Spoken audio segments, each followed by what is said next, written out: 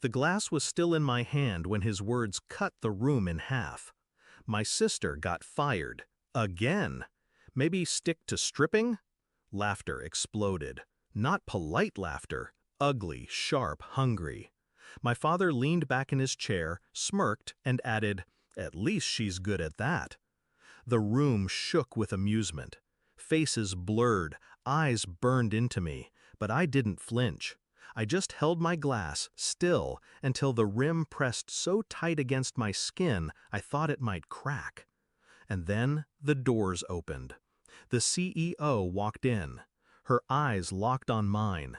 The laughter died instantly, like someone had cut the sound from the world. I remember when my brother and I were children. He was the golden one, the one teachers praised, the one neighbors admired. I was the shadow, tolerated but never celebrated. He played piano. I wrote stories. He wore medals. I wore bruises no one asked about.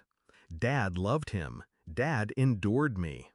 When I stumbled in my career, they turned it into a running joke, a script they repeated until the words weren't words anymore, just weapons. You'll never stick to anything. You're fragile. You're worthless. But I endured, quietly, and when I fell, I learned to fall silently. The promotion party was his kingdom. He'd earned a high seat at the company. I was the guest no one wanted, dragged there because appearances mattered. But I wasn't the same girl they thought I was. They hadn't seen the months I spent rebuilding. They didn't know about the late nights, the studying, the networking. They hadn't seen me walk into an interview for the same corporation that worshipped my brother, and walk out with a contract. Not as an employee, as a consultant, directly hired by the CEO. That night, when their laughter drowned me, I didn't answer. I didn't need to, because my revenge was already written. I noticed the CEO's gaze lingered, longer than anyone else's. She crossed the room, ignoring my brother's attempts to charm her, ignoring my father's outstretched hand. She came straight to me. "Glad you could make it," she said. Her voice carried, sharp and deliberate. "We've got a lot of work ahead."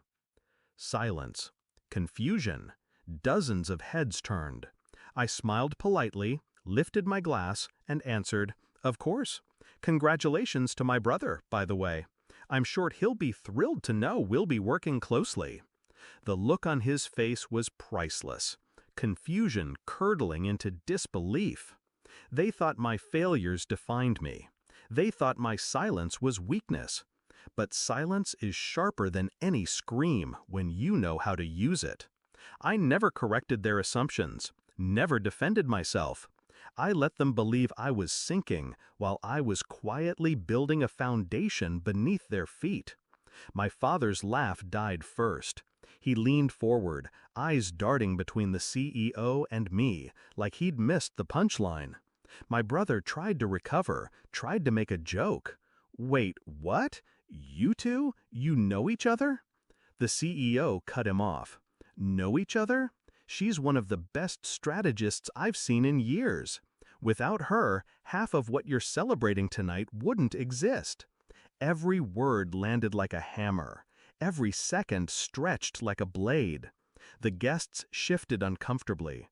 My brother's grin collapsed into something small, brittle. 3 weeks before that night, I'd signed the papers.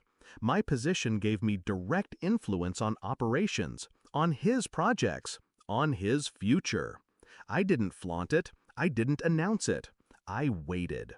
I waited for the right stage, the right crowd, the right moment for truth to slice through their arrogance like glass.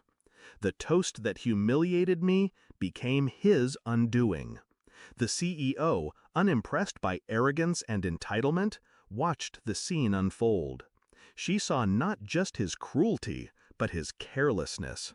And she saw me, calm, composed, unwilling to be rattled. That was the moment his throne cracked.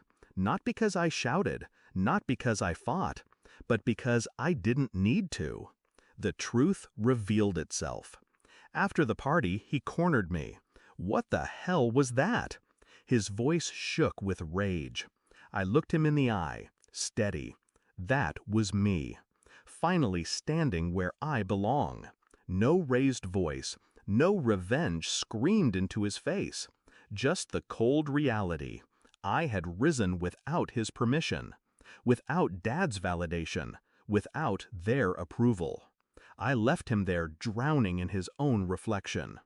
Now, when I think about that night, I don't hear their laughter anymore. I hear the silence that followed. Heavy, shaken, humbling.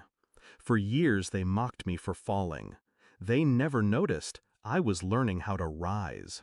And that's the sweetest part of revenge. It's not about destroying them. It's about letting them destroy themselves. When they realize the person they underestimated was the only one they should have feared.